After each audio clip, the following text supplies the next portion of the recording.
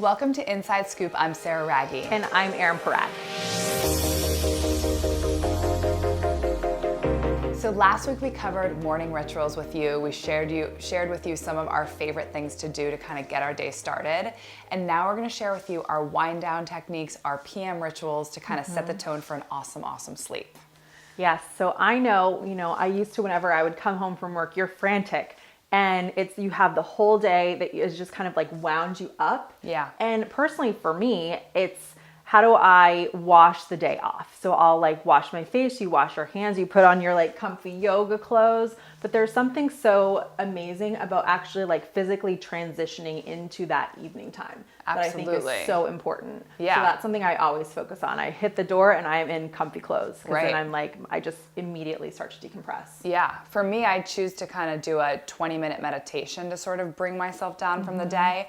And you'll find what's right for you, but we're going to kind of walk you through some of the things that work for both of us.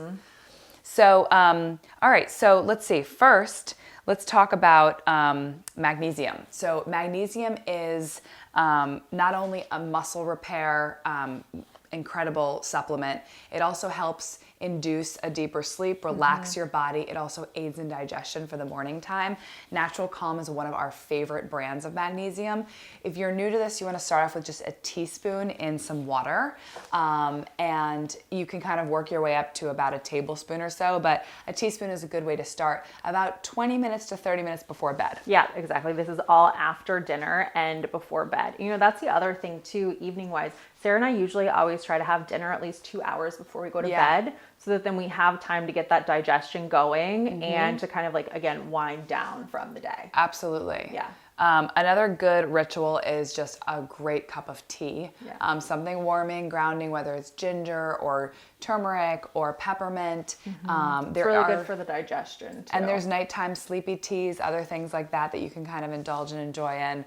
Also, another little trick I do is sometimes I'll come to bed with a full cup of tea, only have a couple sips, and then in the morning, that will be the first thing that I have before my liter of water, just because it's a little more tasteful than plain water. So yeah, sometimes you want a little another extra. little fun tip. Yeah, and let's say you didn't have time. I know we talked to you about journaling in the morning, but maybe you had to rush out the door and all you had time for was that mindful moment. Then the evening is really a great time to just kind of put your thoughts to paper. Because how often have you gone to bed and your mind is reeling from the day? Yeah. And there's Write it something down. so amazing if you just write down exactly what you're going to, and you say, it's here, I'm putting it by my bedside table. It's there in the morning. It's better than having your phone for sure. Yeah. Another thing on the phone is keep your phone outside of your bedroom. It cannot, if it's your alarm clock, go buy a Timex. Go to Radio Shack, order on Amazon, get something that is actually an alarm clock, because your phone is really not the solution. It's not. And actually, if you do find yourself having to be on your phone, there's actually a new feature on the Apple phone where you can go into settings somewhere, I'm sure you can Google it, and it'll dim the lights, so it'll be a warmer, so you're not exposed to that blue light that is going to keep you up and mess with your circadian rhythm. Yeah. Another thing I'm a huge fan of is Epsom salt baths. So just getting into a bath to help. Obviously, hot water induces a deeper sleep. It helps your body relax. Epsom salts obviously help kind of... It's a magnesium too. It is a magnesium, and it also helps with inflammation from any exercise you've done that day. And also it just relaxes everything.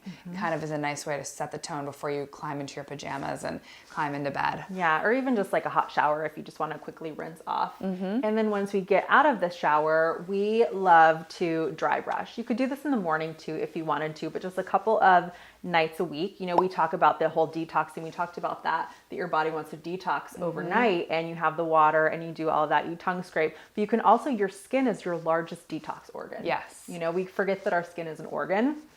So if you have these dry brushes. People are very confused by this, so you need to break it down. So how do you dry brush? Dry brush. You start this, you want clean skin. So after you get out of your bath, you can, before you put on any lotion or oils or anything, you just start with your hands and you, in small baby circles, work your way all the way up.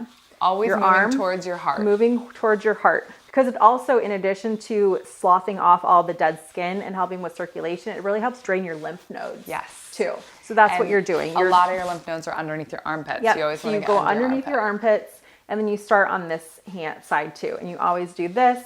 And then you should actually start with your legs. So I usually start from my feet, work my way up this way. If you kind of get it on your tush, it's supposed to help with cellulite too, because it increases Fun circulation. little trick. Yeah, so that's another tip for dry brushing. So start bottom to top, arms, and always end, like Sarah said, by your heart.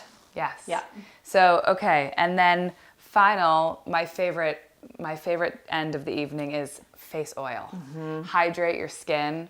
A marula oil is excellent. What do you have there? This is it's actually I think this is like an argan oil, actually. Yeah. There are a bunch of different oils. You can see what works for your skin, but that's the contrary to popular belief. Your skin wants that oil. It wants that hydration. Yeah. And it actually ends up making your skin a little less oily. Absolutely. You're not really going to break out from an oil in the evening time.